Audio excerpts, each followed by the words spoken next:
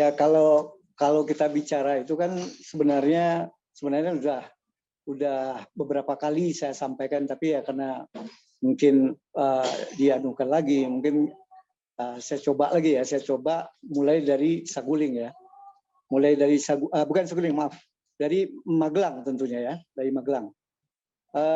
Saudara Riki Rizal berangkat ke Magelang itu pada tanggal 5 Juli.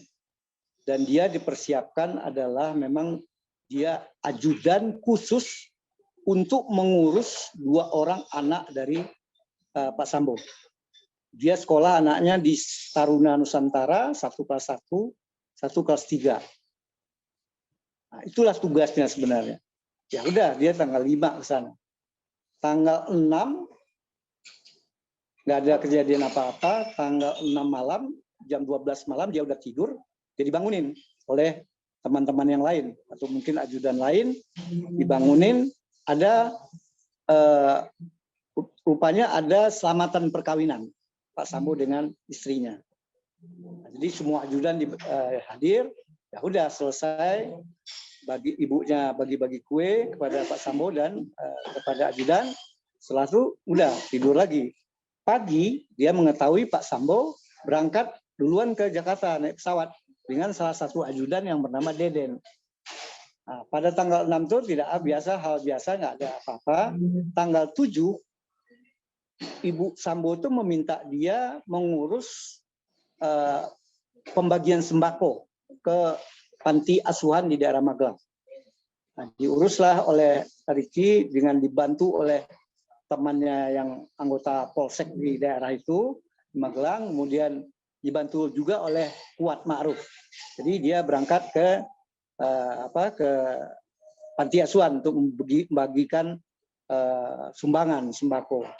Sekitar mungkin jam 4 setelah hampir selesai diurus sembako, ada telepon dari anaknya Sambo yang nomor 3 meminta tolong dibeliin makanan, tolong dibeliin kipas angin kecil. Nah, udah, akhirnya berangkat lagi keluar. Berangkat keluar, yang pertama kan berangkat yang nemani Kuat Ma'ruf. Kemudian berangkat kedua, Richard pengen ikut. Jangan Om Kuat terus dong, saya juga mau ikut nih daripada di rumah. Nah, udah ikut Ricky dengan Richard pergi ke sekolah dan membeli makanan dan mesin kipas angin. Nah, sudah berjalan cari mendapatkan apa yang diminta anak itu, tahu-tahu ada lagi permintaan yang masih kurang. Tapi belum sampai di sana. Apa itu? Ternyata dia minta tambahan bantal, ambil di rumah. Bantal, akhirnya balik lagi dia ke rumah. Tapi pada saat kan bantal itu ada di kamar ibu mungkin ya, atau di ruangan yang dipas kunci ibu, dia telepon ibu nggak ngangkat. Ya udah, akhirnya dia sampaikan ke ke anaknya kali, ya udah ibu nggak ini nih gimana saya, udah balik aja nanti aja bantal. Baliklah mereka ke sekolah itu. Di sekolah itu tentunya ada pamongnya, ada yang ngurus pegawai sekolah melalui itu, jadi tidak bisa langsung melalui pamong sekolah itu yang mengurus 2 anak ini.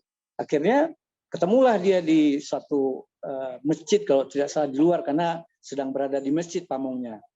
Nah, nggak berapa lama setelah itu ada masuk telepon dari Ibu Sambo kepada Richard supaya gimana posisi, lagi di sekolah, lagi ketemu pamong, ayo cepat kembali, disuruh kembali melalui Richard bukan RR. Ya udah dikasih tahu Richard ke Ricky, ke RR, ayo bang kita pulang. Ibu suruh balik. Nah, sampai di rumah mungkin udah menjelang maghrib. Di situ dia melihat situasi sepi di bawah. Pada saat sepi itu dia naiklah ke tangga si RR. Dia naiknya ke tangga, suasana si Kuat kondisinya agak tegang dan kelihatan panik. Lalu si Susi nangis, nggak jarak di situ juga, di lantai 2 itu juga. Lalu ditanya sama RR, ada kejadian, ada apa Om Kuat, dia panggil Om. jawaban Om Kuat, nggak tahu tuh tadi kayak ini, kayak tadi si Joshua turun naik, terus saya tegur, dia kayak tegang juga, dia nggak mau naik, terus turun kayak lari. Saya kan jadi curiga, kok sementara ibu sakit di atas, ada apa ini? Mungkin dia nggak lihat kejadian apa sebelumnya ya. Ya udah, akhirnya si Joshua katanya, ini menurut disampaikan oleh Kuat kepada siapa dengan RS, sekali lagi dia mau naik lagi sih, berupaya mau naik lagi, mau ke atas ke ibu kali ya. Terus dia si Anu nggak mau, ambil pisau menghalangi. Ini kan juga menimbulkan tanda tanya bagi Ricky gitu kan. Tapi ya yang penting dia mencoba. Terus apalagi Om gitu. Ya udah, itu akhirnya si Joshua turun, nggak naik lagi. Ya udah, kalau itu coba, oh iya saya lihat ibu deh, karena bagaimanapun tadi ibu udah telepon melalui chat. Ya masuklah ke ruangan ibu. Ibu berbaring tapi setengah bantal gitu. Jadi nggak tiduran, jadi pakai bantal setengah gitu kan. Terus ditanya, Bu, ada apa Bu? Pertanyaan dari Ricky seperti itu. Jawaban ibu tidak langsung menjawab pertanyaan Ricky ada apa, tapi langsung bertanya, Joshua ada di mana? Coba panggil Joshua.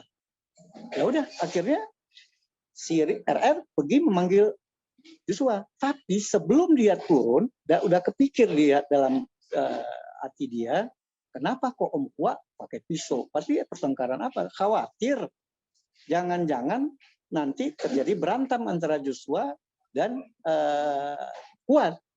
Oleh karena itu dia berinisiatif sebagai seorang polisi mengamankan senjata yang punya Joshua yang berada di bawah.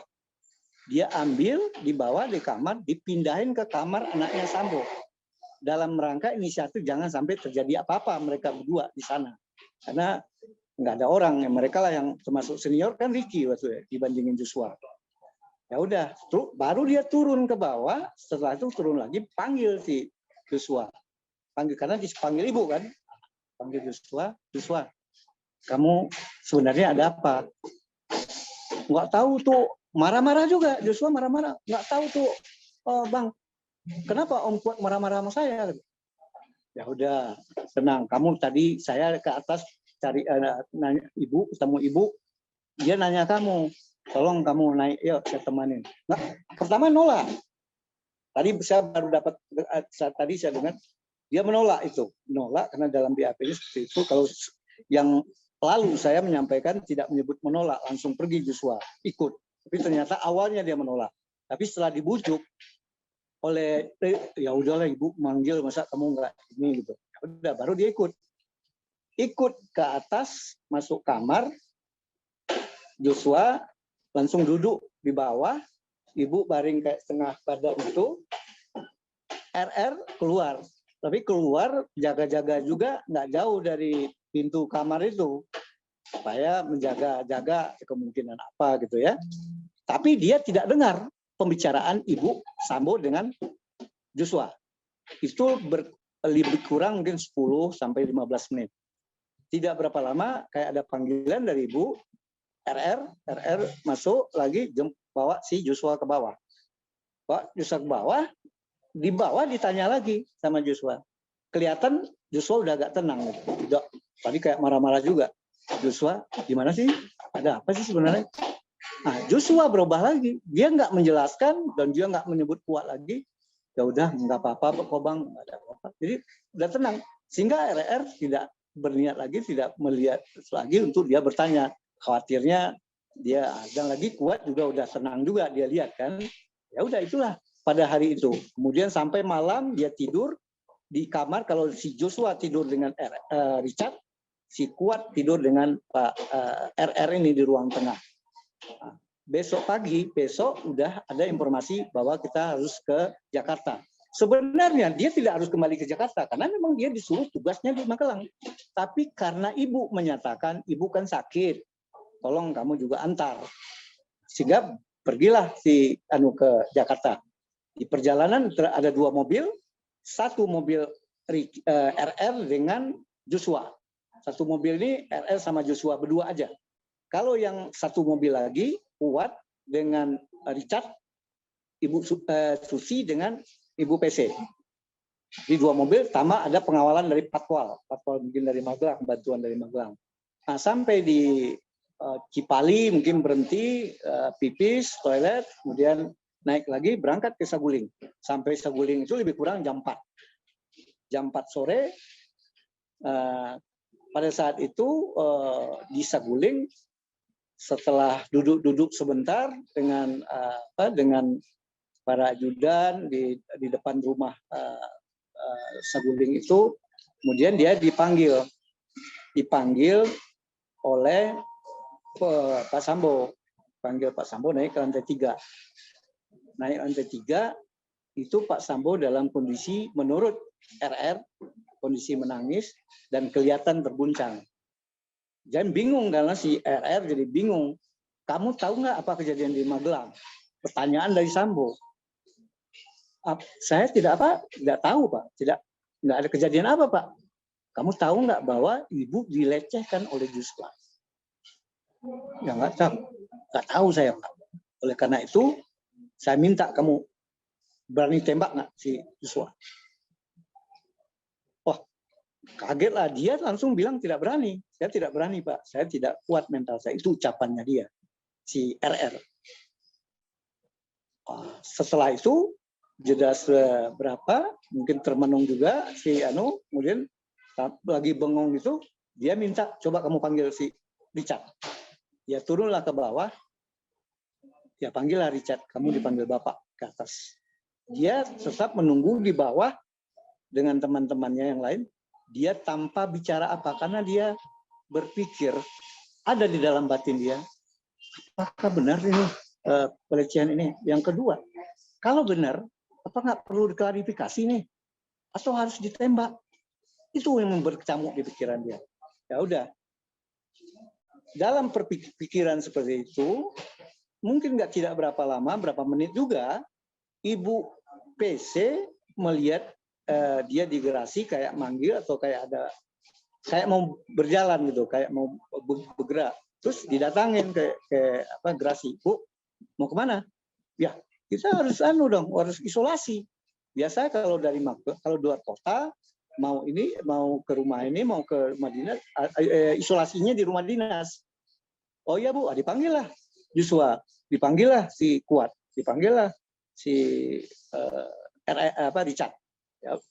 Jadi mereka berangkatlah ke mungkin Richard nggak lupa saya, apakah dia udah duluan atau bagaimana. Yang ada duduk di depan itu kalau nggak salah Joshua, Kuat dipanggil, dia naik di mobil kan, di mobil. Oh iya kalau nggak salah Richard juga sama, jadi naik satu mobil semua, ibu PC, RR yang bawa mobil, ada Richard, ada Joshua, ada Kuat. Sampailah mereka di Durenga. Nah, parkir juga Pak Sambonya, datang juga mungkin dari Saguling juga, kemudian langsung mungkin ke atas dan nggak melihat juga Richard gimana. Tapi setelah dia memarkirin mobil, dia duduk-duduk dekat taman, dia duduk-duduk di luar lah, nggak jauh juga dengan Joshua. Nah, itu mungkin nggak berapa menit juga, nggak mungkin 10 menit atau apa, dia dipanggil oleh Kuat. Panggil oleh Kuat, Om. Dia manggil Kuat ini, manggil mereka Om juga. Om, dipanggil Bapak naik ke atas. Di Duren 3 ya, ini udah di Duren 3. Panggil ke atas, ya udah dicolek juga si Joshua oleh RR agak ke taman. Joshua, kita dipanggil sama Bapak ke atas. Ke dalam, bukan ke atas, ke dalam. Ya udah masuklah beriringan. Lebih duluan di depan Joshua, di tengah Kuat, terakhir Ricky. Karena ada kebiasaan di rumah dinas itu harus buka sendal atau buka sepatu. Kebetulan Ricky menurut dia bawa sepatu. Karena dia bawa mobil gitu kan. Nah, kalau yang pakai sendal kan tuh lebih cepat masuknya. Nah, dia kena sepatu, mungkin kaosnya jadi buka dulu. Nah, dia posisi agak jarak di belakang. Nah, yang menurut dia kaget pada saat di dalam Richard sudah ada dalam posisi tembak, bukan tembak, suruh tembak sama Pak Sambo, perintah tembak kepada si dia lihat bahwa ada apa si Joshua ya, nginin badannya, nginin tangannya. Kemudian mundur mungkin ya udah posisi udah tanpa ini udah terjadi tembakan dari Richard. Beberapa kali dia nggak ingat si RR, tapi ada kejadian pada saat dia setelah melihat itu ada masuk HT. Mungkin karena tembakan ini kedengar sama ajudan-ajudan yang ada di luar beberapa orang, salah satunya bernama Romer. Romer ini meng-HT Ricky, mungkin bertanya, ada apa nih Bang? Ada apa? Kemudian dia berbalik arah, mungkin dia pengen juga mendapatkan dukungan ya untuk apalah di dalam bantuan apa yang bisa gitu kan, secara mental. Kemudian dia berbalik, mungkin 2 langkah apa 3 langkah, melihat ke pintu. Ternyata muka Romer nggak muncul. Dia balik lagi ke dalam, mungkin masih belum jalan dari depan rumah. Dia masuk lagi ke dalam, itu posisi yang dilihat, Pak Sambo ikut menembak, yang tembakan itu, yang masalah dinding, tembok, tangga, itu yang dilihat.